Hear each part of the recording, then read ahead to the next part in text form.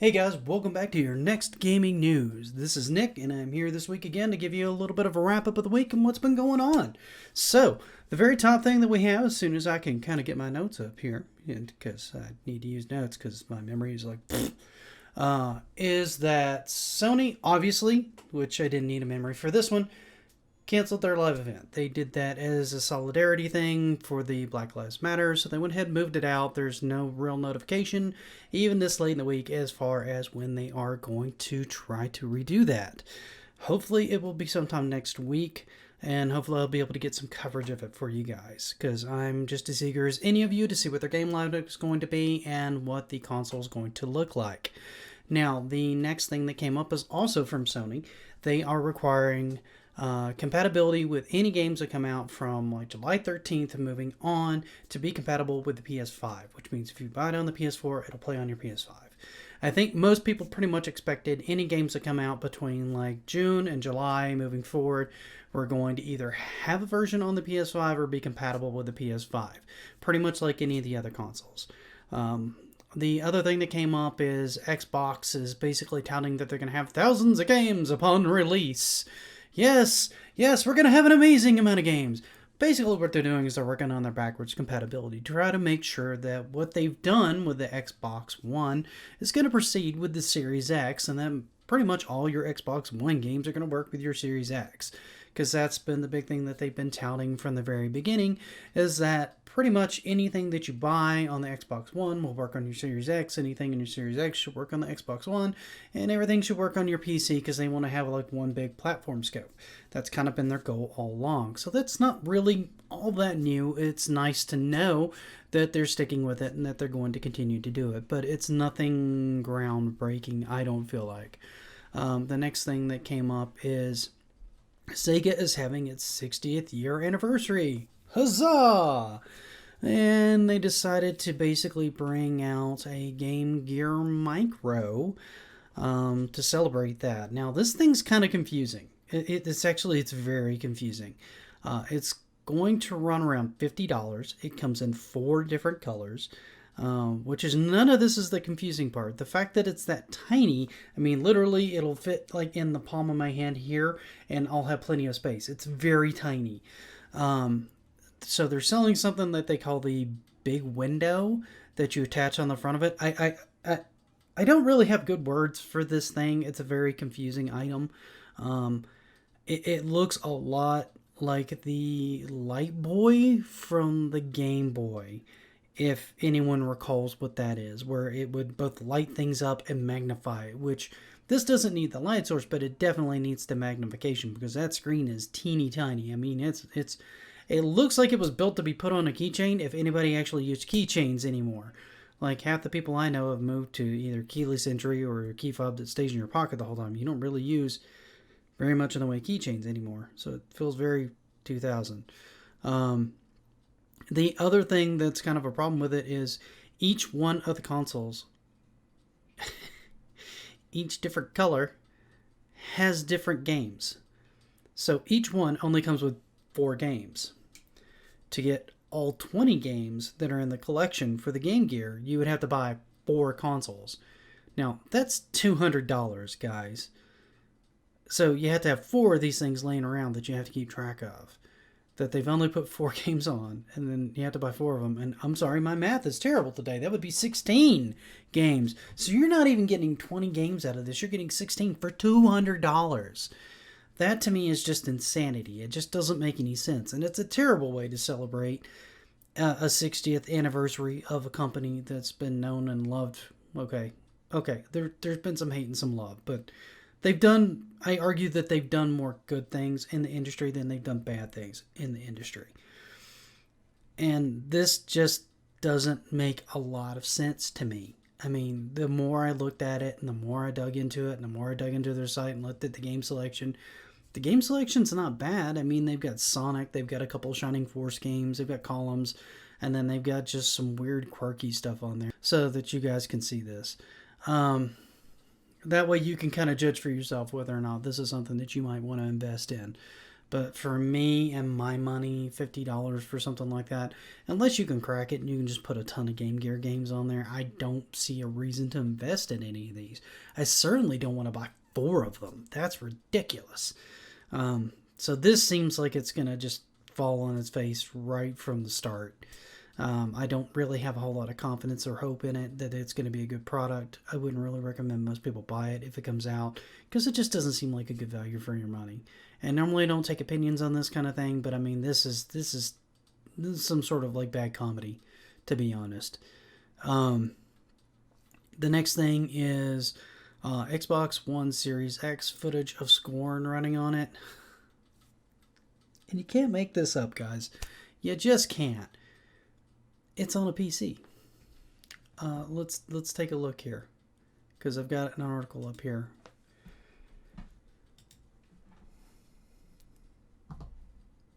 So if you look, Kickguru, and I saw this on a couple other sites too, had the same article where Scorn's Xbox Series X in-engine footage actually came from a high-end PC. Scorn, an atmospheric first-person horror game by id Software, was one of the first titles teased for the system. But basically it was confirmed that it's running... This is an RTX 2070. I saw an RTX 2080 Ti running at 60 frames a second. So they took my PC build. Oh no, it actually... Okay. Yeah. The RTX Super... And it was actually running on the 2080 Ti. So the Xbox has the 2070 Super, but it was actually running on a Ti. So the difference between a Ti and this 2070 Super, I don't know the full specs on. I imagine they're fairly comparable. But what you can put into a PC with the amount of space you have and what is actually in the Xbox Series X may not be comparable. So basically what this tells me is... we really don't know at all what this is really going to look like when it hits the Xbox Series 1. We have no idea because they didn't actually run it in good faith on the console at all. They ran it on what they would consider a comparably built PC. So until it's actually running on the Xbox itself, there's no way of actually knowing whether or not the footage on their most touted game is actually going to be legit or not, which I think is just kind of silly and ridiculous. If you were going to do something like that, you should have actually had the gumption to get it set up and get it on the console and run it off the console itself if you wanted to get gameplay footage. You're trying to sell this as a game console. Show it to us on the game console. Don't show it on a high-end PC and claim it's just going to run the same without actually testing it. I don't feel like that's legit. I don't feel like it's being honest. And it just comes off shady and sleazy in my mind. So, I don't really know too much more to say about that other than I'm kind of disappointed. I was hoping they were being straight up and honest with us, and it doesn't feel like they are right now, which is really disheartening because I really want to see the Xbox Series 1 do well. I want to see the PS5 do well, and I want to see some really good solid competition coming into this next generation of game consoles. So I'm hoping we'll get some footage on it after the fact, and they'll be able to compare the two, and it'll smooth out, and it'll basically be what they said it was supposed to be, rather than what they've theorized it's going to be, because that's really all they've given us now. The next thing that came up that I saw that actually struck me as kind of funny, apparently Formula One has been doing what they call Formula E races. And this was also kind of comical, because apparently one of them got fired by Audi after letting an esports pro take his place in an online race. Now, he kind of did it, he said, as a lark. He said it was basically just a joke, because the races aren't really for any kind of monetary gain on their side. It's basically just for charity. So they race for various different charity events. It said some of the drivers were suspicious of his performance throughout the race, and he got reported. So what happened is, once the organizers had confirmed that he wasn't actually running the race, he copped to letting an allied esports sim racer, Lawrence Horzing, sit in for him. As a result, he was disqualified from the race in order to make a 10,000 euro donation to a charity, while Horzing has been banned from the Race Challenge series outright.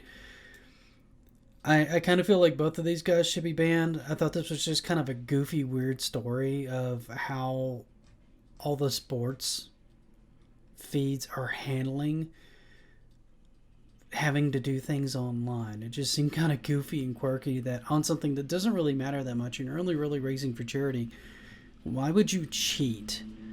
It just doesn't make a lot of sense. I can't really make any kind of really good judgmental measurement of that at all. It just seems very confusing. The last thing that I had for today that came up that struck me as interesting is GeForce Now is going to get some support from Steam. Steam's cloud service is in a beta to support GeForce Now. So you're going to start to hopefully see GeForce Now start to get a little bit of steam. Gotcha. Just a little bit of momentum where they had really been hemorrhaging before. They had been hemorrhaging developers left and right as they went to their own services or their own cloud services, or just didn't want to get involved in cloud gaming at all right now, or licenses just didn't get signed up right, and so they lost rights and things like that. Hopefully, this puts a little bit of forward momentum back for the platform itself, because I do think cloud gaming can become a thing at some point. I just think that it has currently been poorly executed, and license restrictions and property restrictions and things like that have been not handled well or misunderstood, and they've been laxed, and it's caused a lot of problems with things moving forward. It also doesn't help that people's first dip into the pool of cloud gaming is Stadia, and Stadia, according to everything that I've read and most of the CEOs from various different companies, has not really been reported to deliver the hardware that they promised out the gate, and they've not really looked like they've been doing a lot of motions to fix that. So we really need something else to come along to try to push this technology forward, because I think a Netflix-like subscription service for various different games, so you can just kind of play them and you have like a wide selection. I think that's actually a neat idea. As much as you own the games that you own now, unless you own a physical copy of a game from like the 1980s and 1990s that didn't use a server and didn't require you to be logged in all the time, you don't really own your game now. You're just paying a lot of money to be able to rent usage of their property. You don't technically really own the game. Digital games get pulled down all the time. Rights get pulled away, and things like Mortal Kombat 9 completely disappear because they lose rights to characters, or they lose rights to an IP and it gets completely pulled off. Or, it gets pulled off of a service and you no longer have access to it, which could happen with Stadia because you pay $60 for the game and there's nothing that says they have to keep it on there long term. I mean, you own it, but do you really own it? And that's an argument that I've touted for years. I've got multiple articles on my site about that. So I think cloud gaming is a good alternative for people who don't want to spend a ton of money, would rather have a subscription service and be able to churn through a lot of games. So I really do think it needs to go somewhere. So this is a good stepping point towards that. But hopefully in the next couple of weeks, we're going to have some more information related to actual gaming, more gaming news, more information on the PS5, more information on the Xbox. They have been staying really, really silent lately, so there's not been a ton of stuff going on in those neck of the woods. Everybody's just kind of buckled down and either shifted things because of the political and social environment that we're living in right now, or they've just been trying to keep their cards close to their chest, hoping somebody else will blink first. And quite frankly, we're getting to the point in the year where they need to start showing their hand, and they need to start selling us on these new consoles. Because it's very hard to get hyped up and excited about new hardware when you don't know what's going to be running on it in the near future. If there's nothing enticing you to buy it, then why would you buy it? But that pretty much sums me up for today. This one's ran a little long because I kind of ran it a little bit. I may do an article on which next-gen console you should pick.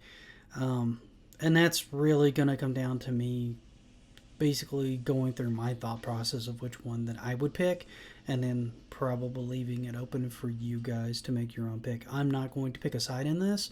I don't care. I want them both to succeed. I want the PC to succeed. I want technology boundaries to be pushed forward. That is my only driving motivation in any of this, is to bring to light things that are going on and hopefully give you guys a more even keel view on anything that's going on in the news or anything between the two platforms. Because quite frankly, I have had both platforms through the last couple of generations, and I will probably continue to have them through the next few generations. And that's just my stance on it. If you want great games and you like something on one console, stop bitching that it's not on the other console. Just play it on the console it's on. Or wait for it to get a port and be very happy you got the port. That's where it stands in my viewpoint. Hey guys, if you enjoyed this news article, go ahead and check out the links that I'm going to have just below here. You should have one that links you kind of to the next game news and something that I'm basically recommending if you liked any of the topics that were discussed here. And there's also a subscribe button in the middle down at the bottom too. I'd appreciate it if you go ahead and hit that. That really helps me out. It lets me know that what I'm doing is good and that you guys like it. Also, if you guys enjoyed this content, don't be afraid to go ahead and hit the bell and give it a like or anything like that. And definitely hit the subscribe, because that lets me know that what I'm doing is impactful and that you guys are enjoying it and that kind of thing. It also will let you know when you hit the bell when I post new content, because I do a lot of different stuff here. I do game news, I do game reviews, I do some gameplay videos here and there, and I also do toy reviews. So if any of those things that are sound interesting to you, then I highly recommend you go ahead and subscribe and hit the bell, and that way you don't miss out on anything else that I'm going to do in the future. But thank you very much for hanging out with me for the 16 or so minutes that I took up of your time, and I will see you next time.